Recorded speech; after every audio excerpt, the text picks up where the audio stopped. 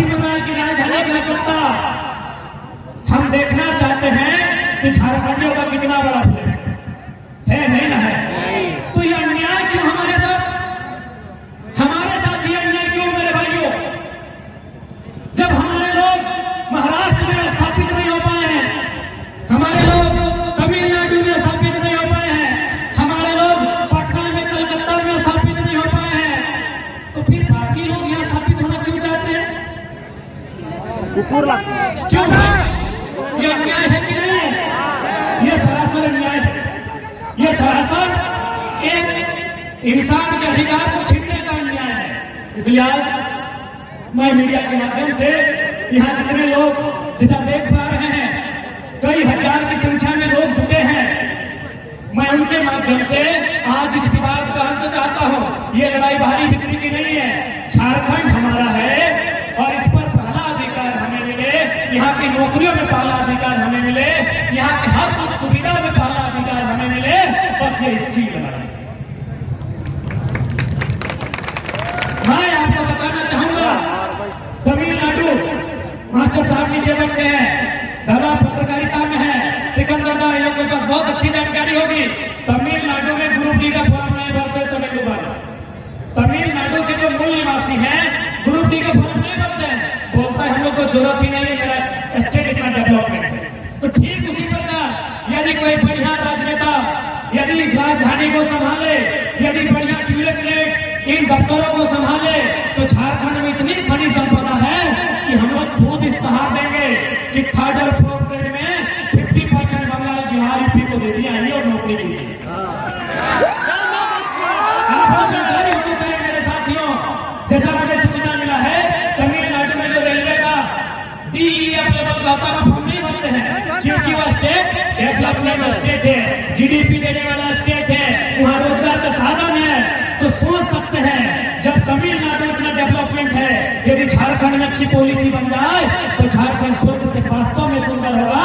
इस बात की पूरी गारंटी है।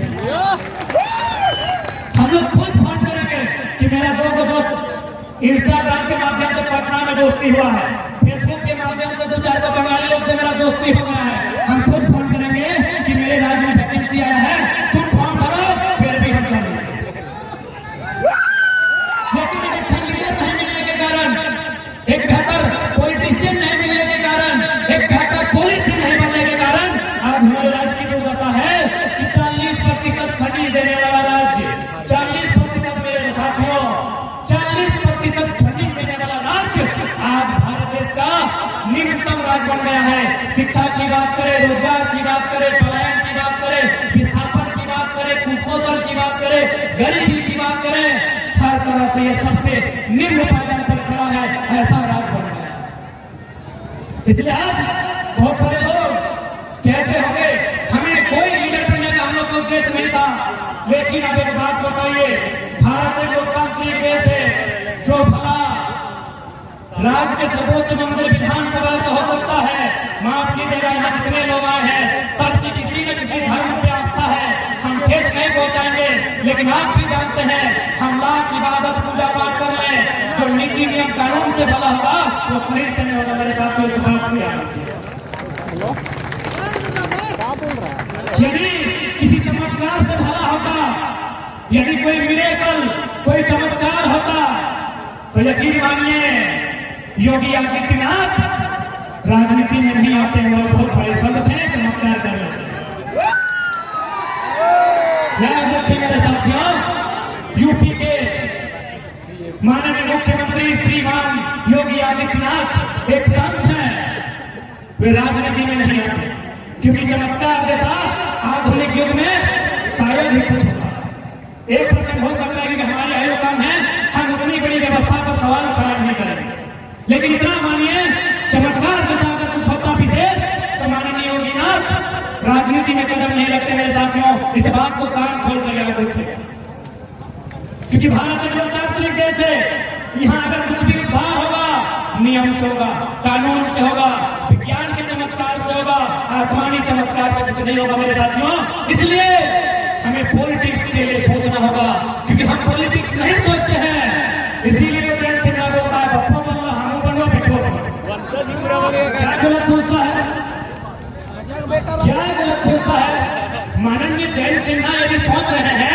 कि अपने बाद अपना बेटवा को सांसद बनाएंगे, तो कोना गलत ना सोचो मर्दे, वो कुछ गलत ना सोचो, क्योंकि झारखंड के आदमी विधायक सांसद बने सोचबे नहीं करो।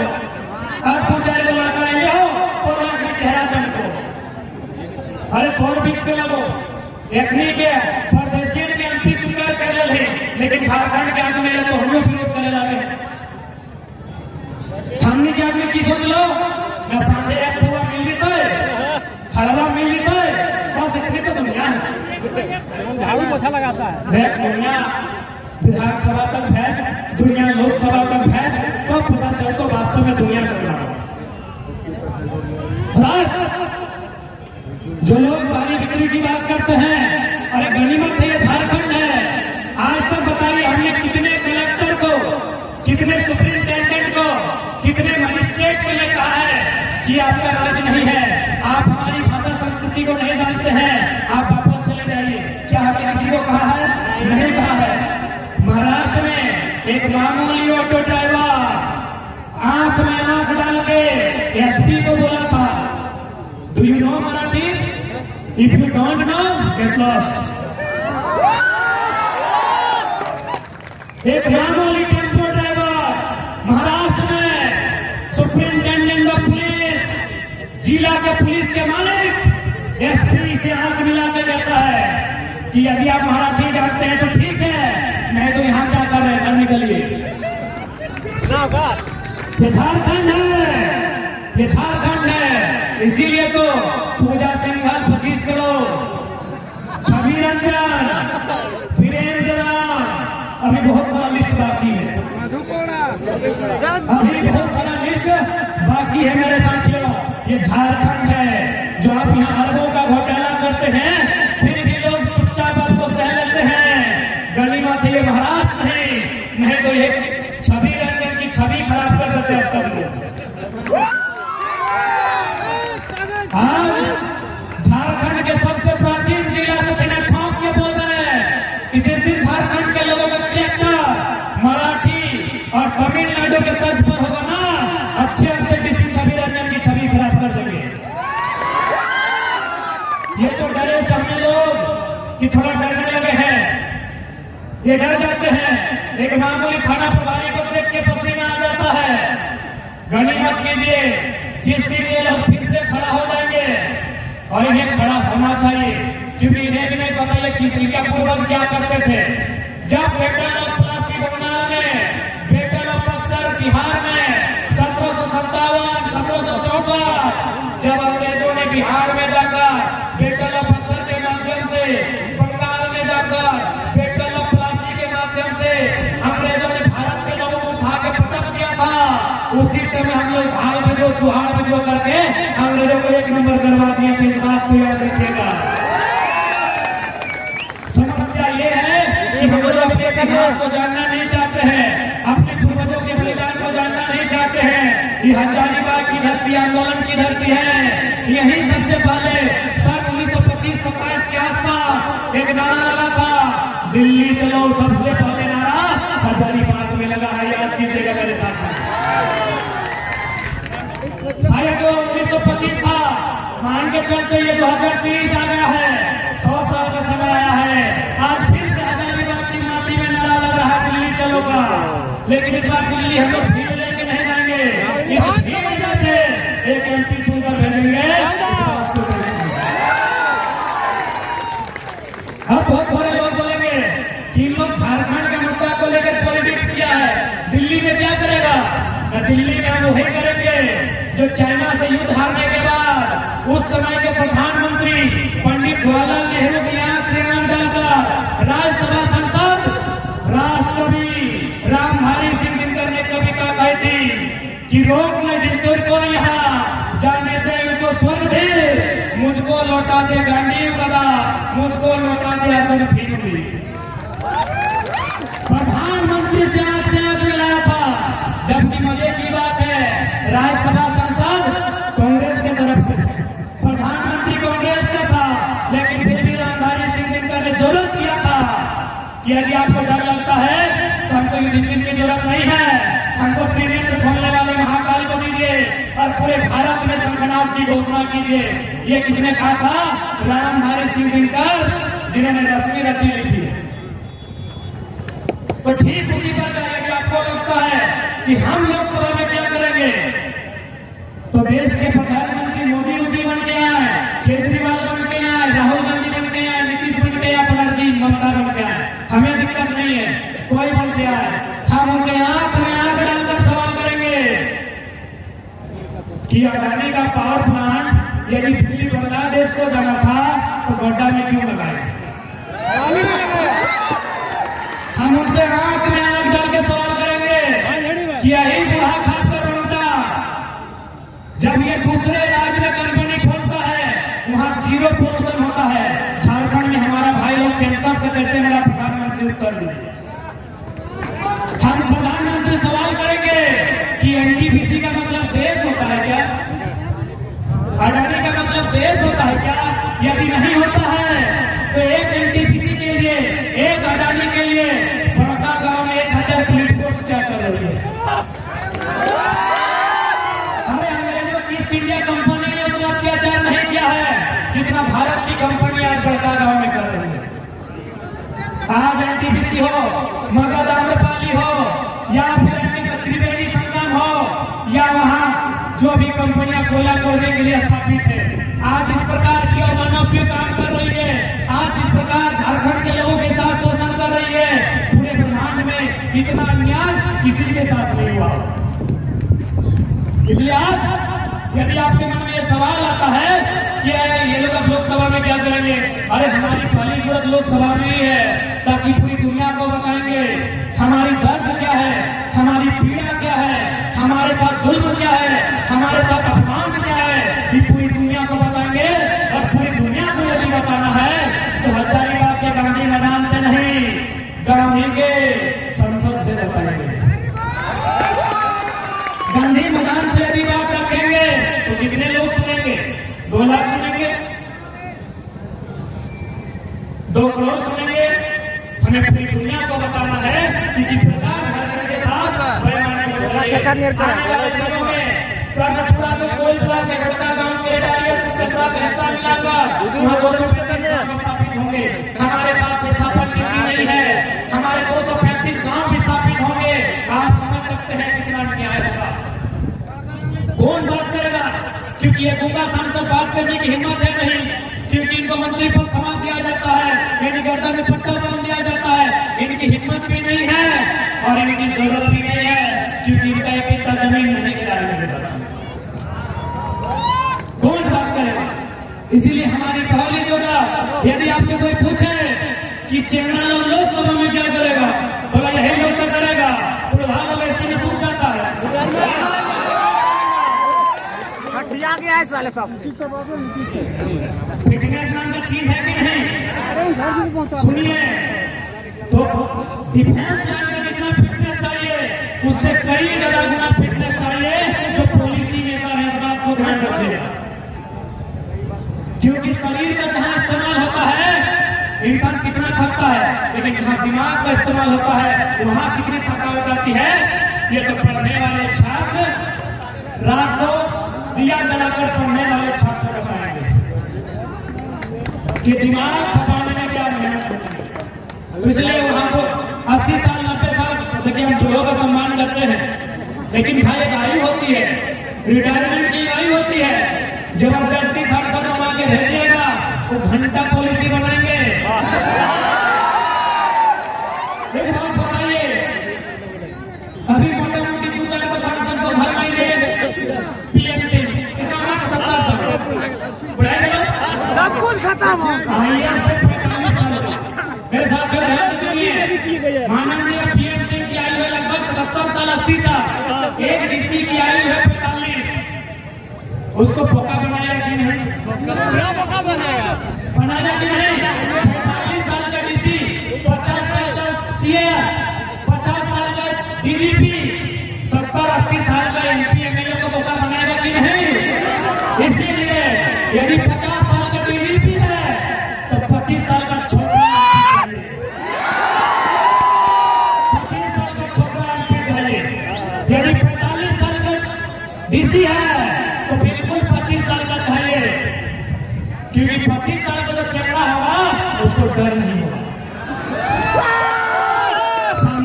डीसी रहे चाहे डीसी रहे, सामने वाला डीसी रहे चाहे डीसी रहे, घंटा डर नहीं है, एक पैसे डर नहीं है। इसलिए डर नहीं है कि मरना है लेकिन तुमको भी यहाँ बचने के लिए कोई नहीं आया है। तुम अमृत भी किताबी बात है, और होगा कोई काल में हम विवाद भी करेंगे, हम बात भी नहीं करेंगे। तुम यहाँ जीने के लिए नहीं आया है। जो मेरे शरीर में ब्लड है तुम्हारे शरीर में वही ब्लड है, इसलिए हमको घंटा फर्क नहीं पड़ता है सामने वाला कितना ऊंचा पदाधिकारी करेगा।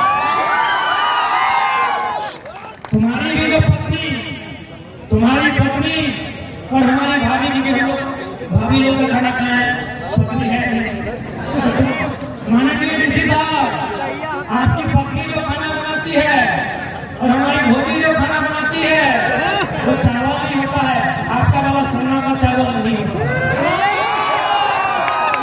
इसलिए मैं सीधा संदेश देना चाहूंगा, हम लोग इसलिए संसद में जाना चाहते हैं ताकि उनका मुकाबला कर सकें और उनसे हिम्मत लगाकर बात कर सकें। जो बात जो हिम्मत आज हम लोग यहाँ कर पाए हैं, वचन दीजिए अगर आप लोग हमें बता देते हैं तो हम लोग भी वचन देते हैं लोकसभा में पटक के जोर जोर से केवल देश के प्रधानमंत्री से बात करेंगे और उनसे तो यही कहेंगे मेरे भाई जो योग्यता आपकी है वही योग्यता हमारी है। बस आपका सांसद 300 था इसलिए आप पीएम बनते, हम लोग 5 को लेके आए हैं। पीएम बनने से पहले वो सांसद ही होता है ना, वो भी सांसद है, हम भी सांसद बन के जाएंगे, हम भी बने हमारे लोग। और उनसे एक एक बिंदु में सवाल होगा, देश के प्रधानमंत्री से सवाल होगा कि हमारे राज्य ने आपको 40% खरीद दिया, बदले में आपने कैबिनेट का एक मीटिंग किया झारखंड के लिए, यस या नो इतने में बोलिए, क्योंकि फेंका फेंकी वाला भाषण नहीं सुनेंगे। देश का प्रधानमंत्री लोग खूब फेंकता है बहुत ज्यादा, और हमारे प्रधानमंत्री का तो कही बात है का सर्टिफिकेट है। अब क्या करें, विदेश में तो हैवी फेंकते हैं। हाल फिलहाल जलवायु परिवर्तन में हाल फिलहाल हमारे यशस्वी प्रधानमंत्री, क्योंकि हजारीबाग बीजेपी वालों का गढ़ है तो इसलिए यशस्वी लगा के बोलते हैं, लेकिन 30 सेकंड में अपनी आधी भक्ति उतार दे रहे हैं 30 सेकंड के भाषण में। उसके बाद अगर ज्यादा है तो कर सकते हैं, लेकिन यदि आपने थोड़ा सा भी एक हिस्सा में अपनी खोपड़ी का खाली है, यदि गोबर नहीं भरा है, हम 30 सेकंड में भक्ति उतार देंगे। लॉजिक सुनिए, हेमंत राज्य का विषय है, देश की बात कर रहे हैं। लॉजिक सुनिए, कुछ वर्ष पहले हमारे यशस्वी देश दुनिया में नामी गिनामी माननीय श्री 108 श्री प्रधानमंत्री चौकीदार प्रधान सेवक नरेंद्र दामोदर दास भाई मोदी जी विदेश गए थे जलवायु सम्मेलन में। ध्यान से सुनिएगा, जलवायु सम्मेलन में यशस्वी प्रधानमंत्री विदेश गए थे, विषय था क्लाइमेट को लेकर। और हाल फिलहाल तो देखिए 6वीं क्लास का बच्चा क्लाइमेट में सवाल किया तो क्या बोला कि क्लाइमेट चेंज नहीं हुआ है, हमारी उम्र 40 से 45 हो गई, हम चेंज हुआ। उन्होंने कहा बकायदा, उन्होंने पूरी दुनिया के सामने कहा कि हम लोग कोयला आधारित, जो कोयला पे आधारित उद्योग है वो कंट्रोल करेंगे। क्योंकि कोयला आधारित उद्योग से क्या होता है, CO2 कार्बन डाइऑक्साइड, बराबर केमिस्ट्री वालों, केमिस्ट्री वालों CO2 कोयला से होता है, SO2 सल्फर डाइऑक्साइड कोयला से, NO2 नाइट्रोजन ऑक्साइड ना कोयला से। तो चूंकि CO2 NO2 SO2 कोयला के जो खनन होता है उससे बाहर आता है, इससे किसको नुकसान होता है, मानव जीवन को, जंगल को, पर्यावरण को। तो देश के प्रधानमंत्री ने पूरी दुनिया के सामने कहा कि हम लोग कोयला के आधार पर उद्योग को कंट्रोल करेंगे। दुनिया में पूरा ताली बजा। ऐसे भी हमारे कैमरामैन मोदी जी देख भी होंगे, कैमरा में बहुत लगभग 2300 कुर्ता पहने तो कैमरामैन कोई नहीं है। ये दुनिया में क्या बोलते हैं कि कोयला से CO2 NO2 SO2 बनता है, केमिस्ट्री वाले बेहतर बताएंगे और दूर के बन सकता है। जैसे ही भारत आए आप वाले खाली भरेंगे। जैसे ही भारत आए 80 को कोयला ब्लॉक का आवंटन हुआ, 39 को अडानी को, 39 को अडानी को। इसीलिए हजारीबाग से बीजेपी का गढ़ है। आपके यशस्वी प्रधानमंत्री दुनिया में जाके डंका पीटते हैं कि कोयला आधारित जो कंपनी है उसको कंट्रोल करेंगे, और इंडिया जैसे आते हैं इनका आंख पीछे आता है, जबान पीछे आती है, और 80 को कोयला खदान बेचते हैं, 39 को अपने दत्तक सब ठीक है ना? हाँ एकदम ठीक है। हम बच्चा है हमारे अभिभावक दत्तक, अपने दत्तक पुत्र अडानी को 39 को कोयला का खदान आवंटन करते हैं, जिसमें बढ़ता दाम है। सोच के देखिए मेरे साथियों, इसीलिए आज एमपी भी बनाने की आवश्यकता है जो जाके लोकसभा के भीतर इस बात को रख सके, लोकसभा के भीतर अपनी बातों का लोहा बनवा सके। और हम पूरा विश्वास कीजिए, प्रधानमंत्री तो छोड़िए, यदि वो अपने मित्र, चूंकि ट्रंप के टाइम बोलते हैं ट्रंप मित्र है, बाइडेन के टाइम बोलते हैं बाइडेन है, चलिए बाइडेन की बेटी साइडेन उनकी मित्र है। प्रधानमंत्री को छोड़िए, व्हाइट हाउस में जो अमेरिका का प्रेसिडेंट बैठा है उनको बुला के लिए ये भारत की संसद बैठाइए, हमारे सवालों को उत्तर वे भी नहीं दे पाएंगे। हमारे लॉजिकल सवालों को उत्तर वो भी नहीं दे पाएंगे। और कहां से देंगे? वो जब इंडिया आए तो मोदी जी दीवार खड़ा कर दिए थे, कहां से देंगे? उनको इंडिया देखने ही नहीं दिया तो सवाल सुनने देंगे? इसलिए देखिए, मैं स्पष्ट कहूंगा, तमिलनाडु में बीजेपी और कांग्रेस का संसद नहीं भेजते हैं, वो तमिलनाडु का संसद भेजते हैं। बाकी जिसको मन बुझाएगा समर्थन दिल्ली में देंगे। तेलंगाना में एनडीए यूपीए का संसद नहीं भेजते हैं, वो अपने भेजते हैं। ममता दीदी से सीखिए ना, वो यूपीए एनडीए का संसद नहीं भेजती है, वो बंगाली संसद भेजती है। और दिल्ली में जो होगा देखा जाएगा। एमपी अपना भेजिए, दिल्ली में समर्थन देने बोलिए समर्थन देगा, विपक्ष में बैठने बोलिए विपक्ष में बैठेगा, आपसे पूछ के बैठेगा, जनता से पूछ के बैठेगा। आप यही मुहर लगाते हैं कि हमारे हजारीबाग का कैंडिडेट एनडीए समर्पित है, हमारा गिरिडीह का कैंडिडेट यूपीए समर्पित है। आप यही मार्गा लगा दिए हैं एनडीए यूपीए। वो घंटा झारखंड की बात करेगा, उसके गर्दन में पट्टा डाल के रखेंगे कि नहीं रखेंगे? इसलिए इंडिपेंडेंट हम झारखंडी मुहर लगा के भेजेंगे, हम झारखंड का ठप्पा लगा के भेजेंगे। दिल्ली में क्या करना है नहीं करना है तो झारखंड की जनता उन्हें बताएगी, ट्विटर के माध्यम से बताएगी, फेसबुक के माध्यम से बताएगी, मीडिया के माध्यम से बताएगी, जो भी माध्यम होगा उस माध्यम से बताएगी कि हमारे सांसद को क्या करना है। आपकी जानकारी के लिए दुनिया में दो प्रकार के लोकतंत्र होते हैं, एक प्रत्यक्ष लोकतंत्र, एक अप्रत्यक्ष लोकतंत्र। भारत कैसा लोकतंत्र है आपको जानकारी है ना? अप्रत्यक्ष लोकतंत्र। अप्रत्यक्ष लोकतंत्र का मतलब है कि जनता चाहे कि नियम नहीं बनाएगी, क्योंकि यदि इस जनता को बोलेंगे आप दिल्ली जाके नियम बनाइए तो मारामारी होगा कि नहीं? यानी भारत देश की जो लोकतांत्रिक व्यवस्था है वो अप्रत्यक्ष रूप से है। यानी जनता क्या करेगी कि इस भीड़ में उदय दा को अच्छी जानकारी है, संजय दा को अच्छी जानकारी है, मनोज दा को अच्छी जानकारी है, महेंद्र दा को अच्छी जानकारी है, राजेश सर को अच्छी जानकारी है, सुनील दा को अच्छी जानकारी है, तो उनको भेजें कि हम आपको चुन के संसद भेज रहे हैं, आप हमारी बात को रखिए। इसी को बोला जाता है अप्रत्यक्ष लोकतंत्र। जिन देशों में जनसंख्या कम है वहाँ प्रत्यक्ष लोकतंत्र है, जिस देश में जागरूकता है वहाँ डायरेक्ट लोकतंत्र है। जनता खुद जाती है, बैठती है, नियम बना के वापस आती है, क्योंकि हमारे देश में पॉसिबल नहीं है। तो ठीक उसी प्रकार यदि हमारे एमपी चुन के जाएंगे तो हमारे भाई लोग इनको आप बोलेंगे, इसी प्रकार हजारीबाग में जुटेंगे, पढ़ने वाले छात्र जुटेंगे, और आप जो आपका एमपी होगा उससे बोलिएगा भैया ये बात दिल्ली में रखना, बात खत्म है। ये क्या बोलिएगा कि भैया ये बात आपको दिल्ली में रखना है, और नहीं तो याद रखिएगा गांधी मैदान भले गांधी के नाम में है लेकिन समाधि संसद आपकी हो।